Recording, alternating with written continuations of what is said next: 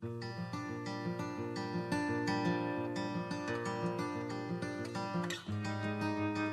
is June the 10th. Today, we hear the stories of Elisha as we read 2 Kings 4-6.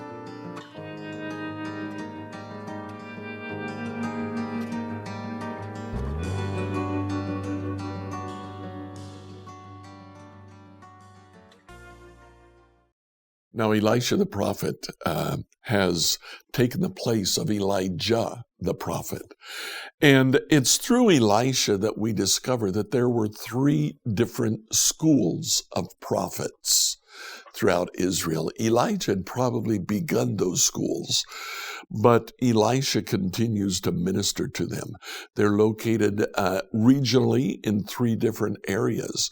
So what does a prophetic school do? Well, probably they learned a lot about music. They may have even learned how to play an instrument. We see here in this passage today, when Elisha is asked to prophesy, he calls for someone with a musical instrument, and he prophesies to music. Another thing that they may have learned is the importance of biblical history. They probably spent a good bit of time looking back and studying what they had at that point as scripture and rehearsing the stories of God's intervention in Israel's history. A third thing that they probably learned was both the art of writing and historiography, because apparently the prophets were the historiographers of Israel. They had access to the king, and they wrote down the activities of the king. They kept those registries in books that were called the Chronicles of the Kings of Judah and Israel. Those chronicles are not the books that we know today as chronicles. They were separate writings that they used to put down step by step what happened in each king's reign. Well, we start in chapter 4. Elisha helps a widow. He provides for her. Then there's a woman, much like Elijah, his predecessor did, helping a woman in poverty and then helping an old woman to have a child. He helped an old woman to have a child, and that child died. Elisha raised that child back to life. There was a famine, more miracles happen. Then in chapter 5, actually, a key general in Aram's army comes down with leprosy. They have a servant girl who happens to be Israelite, and she says, there's a prophet in Judah who can help you. He can heal leprosy. Naaman goes to him, washes in the dirty Jordan River, and he's healed from his leprosy. In chapter 6, we have several more miracles. Among those miracles, the king of Aram again attacks, and Elisha the prophet actually captures an entire division of King Aram, the king of Aram's army, and he leads them into Samaria and turns them over to the army of Israel. King Ahab says, what do I do with these? And he says, feed them, send them home. You have a peace treaty with the king of Aram. Even though he's breaking it, you should honor it. Wait until he really attacks to declare war. And he does that. As a result, Ben-Hadad, the king of Aram, does come back to Samaria and besieges the city of Samaria. Now, we'll finish that story next week when we return to read 2 Kings. 2 Kings 4-6, New Living Translation. 2 Kings 4.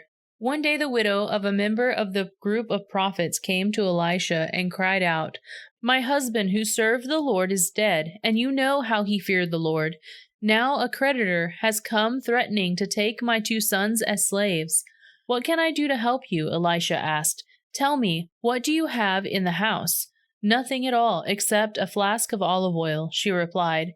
And Elisha said, "Borrow as many empty jars as you can from your friends and neighbors. Then go into your house with your sons and shut the door behind you. Pour olive oil from your flask into the jars, setting each one aside when it is filled." So she did as she was told. Her sons kept bringing jars to her, and she filled one after another. Soon every container was full to the brim. "Bring me another jar," she said to one of her sons. "There aren't any more," he told her. And then the olive oil stopped flowing. When she told the man of God what had happened, he said to her, "Now sell the olive oil and pay your debts, and you and your sons can live on what is left over." One day Elisha went to the town of Shunem. A wealthy woman lived there, and she urged him to come to her home for a meal. After that, whenever he passed that way, he would stop there for something to eat. She said to her husband, "I'm sure this man who stops in from time to time is a holy man of God. Let's build a small room for him on the roof and furnish it with a bed, a table, a chair, and a lamp. Then he will have a place to stay whenever he comes by." One day Elisha returned to Shunem, and he went up to this upper room to rest. He said to his servant Gehazi, "Tell the woman from Shunem I want to speak with her." When she appeared, Elijah said to Gehazi, "Tell her, we appreciate the kind concern you have shown us. What can we do for you?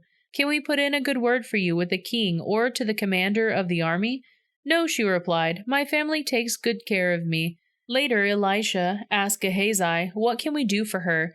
Gehazi replied, "She doesn't have a son, and her husband is an old man." "Call her back again," Elijah told him. When the woman returned, Elisha said to her as she stood in the doorway, "Next time this year, at this time, you will be holding a son in your arms." "No, my lord," she cried. "O man of God, don't deceive me and get my hopes up like that." But, sure enough, the woman soon became pregnant, and at that time, the following year, she had a son, just as Elisha had said.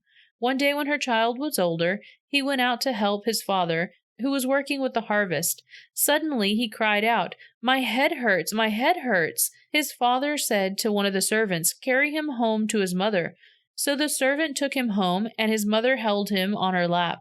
But around noontime he died. She carried him up and laid him on the bed of the man of God, then shut the door and left him there. She sent a message to her husband, "Send one of the servants and a donkey so that I can hurry to the man of God and come right back." "Why go today?" he asked. "It is neither a new moon festival nor a Sabbath." But she said, "It will be all right." So she saddled the donkey and said to the servant, "Hurry, don't slow down unless I tell you to." As soon as she approached the man of God at Mount Carmel, Elisha saw her in the distance. He said to Gehazi, "Look, the woman from Shunem is coming. Run out to meet her and ask her, 'Is everything all right with you, your husband, and your child?'" "Yes," the woman told Gehazi, "everything is fine." But when she came to the man of God at the mountain, she fell on the ground before him and caught hold of his feet. Gehazi began to push her away, but the man of God said, "Leave her alone, she is deeply troubled, but the Lord has not told me what it is." Then she said, "Did I ask you for a son, my lord? Didn't I say, 'Don't deceive me and get my hopes up'?" Then Elisha said to Gehazi, "Get ready to travel, take my staff and go. Don't talk to anyone along the way. Go quickly and lay the staff on the child's face." But the boy's mother said, "As surely as the Lord lives and you yourself live, I won't go home unless you go with me." So Elisha returned to her. Gehazi hurried on ahead and laid the staff on the child's face, but nothing happened. There was no sign of life. He returned to meet Elisha and told him, "The child is still dead." When Elisha arrived, the child was indeed dead, lying on the prophet's bed. He went in alone and shut the door behind him and prayed to the Lord. Then he lay down on the child's body, placing his mouth on the child's mouth, his eyes on the child's eyes, and his hands on the child's hands. As he stretched out on him, the child's body began to grow warm again. Elisha got up, walked back and forth across the room once, and then stretched himself out again on the child. This time the boy sneezed 7 times and opened his eyes. Then Elisha summoned Gehazi. "Call the child's mother," he said. And when she came in, Elisha said, "Here, take your son." She fell at his feet and bowed before him, overwhelmed with gratitude. Then she took her son in her arms and carried him downstairs. Elisha now returned to Gilgal, and there was a famine in the land. One day, as the group of prophets was seated before him, he said to his servant, "Put a large pot on the fire and make some stew for the rest of the group."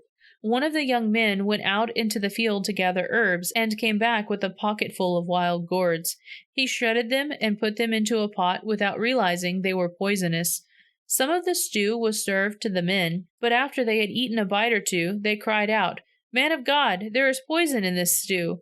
So they would not eat it. Elisha said, "Bring me some flour." Then he threw it into the pot and said, "Now it's all right.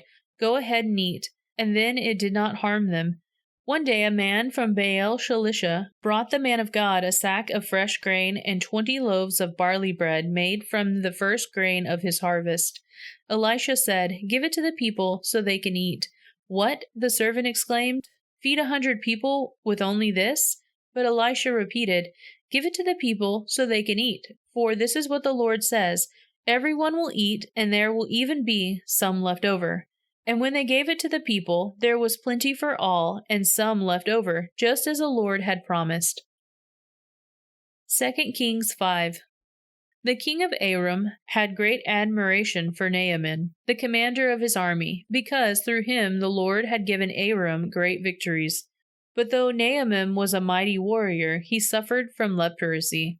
At this time, Aramean raiders had invaded the land of Israel, and among their captives was a young girl who had been given to Naaman's wife as a maid. One day the girl said to her mistress, "I wish my master would go see the prophet in Samaria. He would heal him of his leprosy."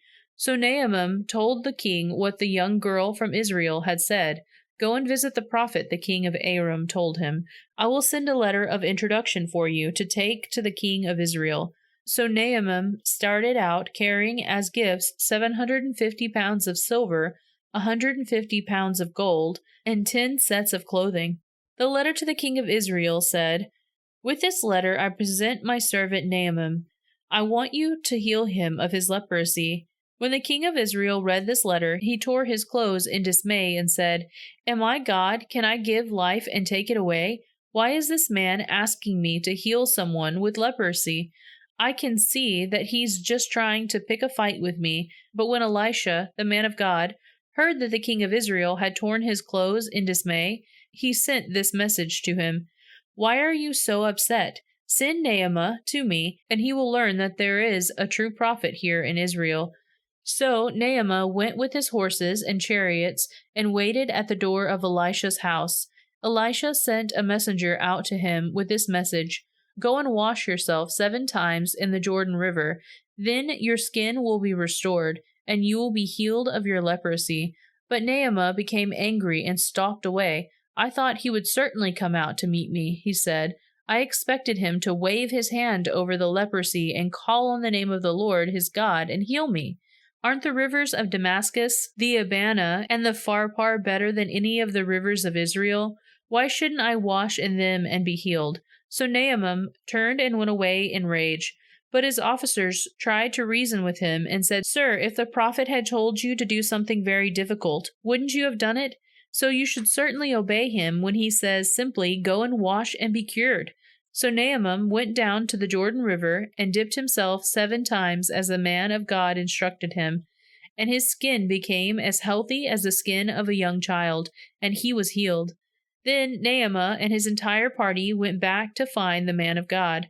They stood before him, and Naaman said, "Now I know that there is no God in all the world except in Israel. So please accept a gift from your servant."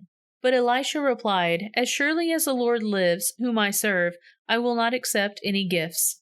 And though Naaman urged him to take the gift, Elisha refused. Then Naaman said, "All right, but please allow me to load 2 of my mules with earth from this place, and I will take it back home with me. From now on, I will never again offer burnt offerings or any sacrifices to any other gods except the Lord. However, may the Lord pardon me in this one thing.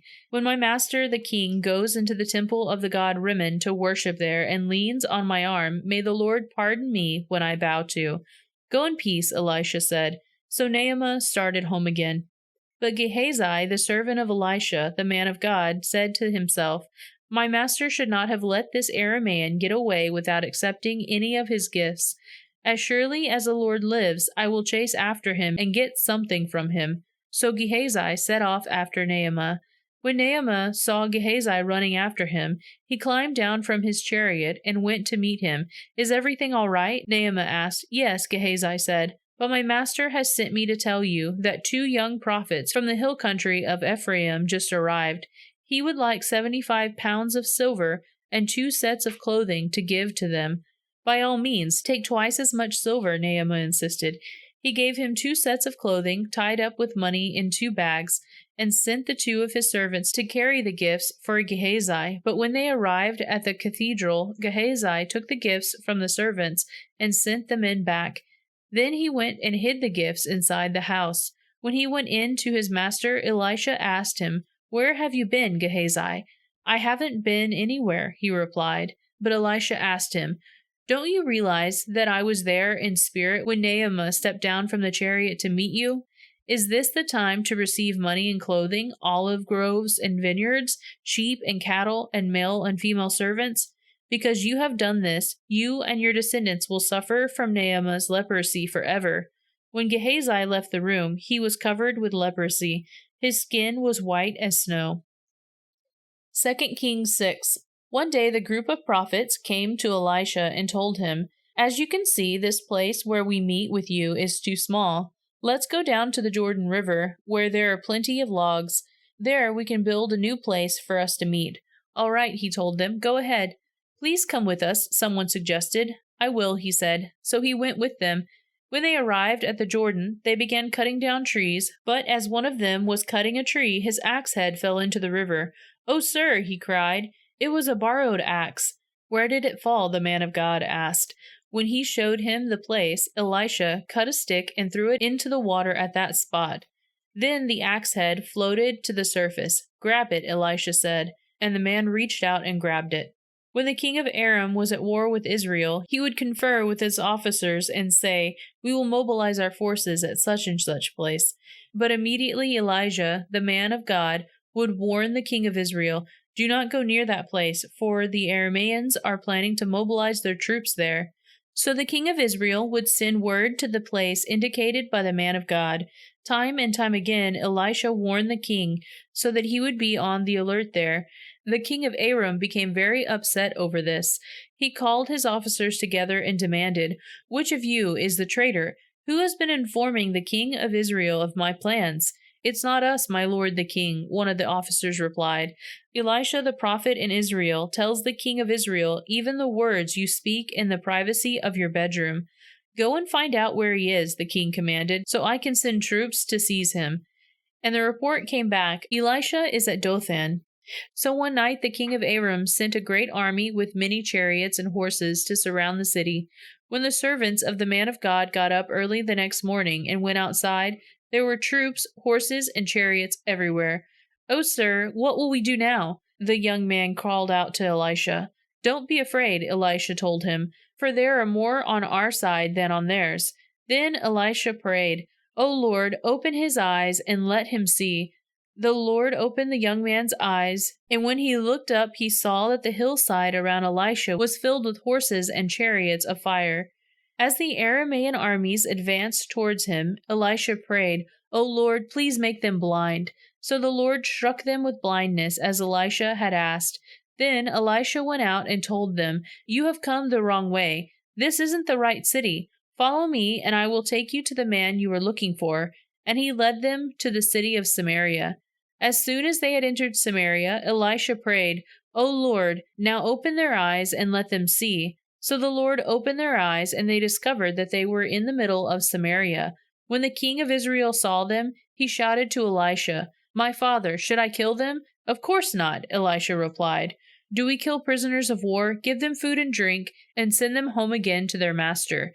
So the king made a great feast for them and sent them home to their master. After that, the Aramean raiders stayed away from the land of Israel. Some time later, however, King Ben-Hadad of Aram mustered his entire army and besieged Samaria. As a result, there was great famine in the city. The siege lasted so long that a donkey's head sold for 80 pieces of silver, and a cup of dove's dung sold for 5 pieces of silver.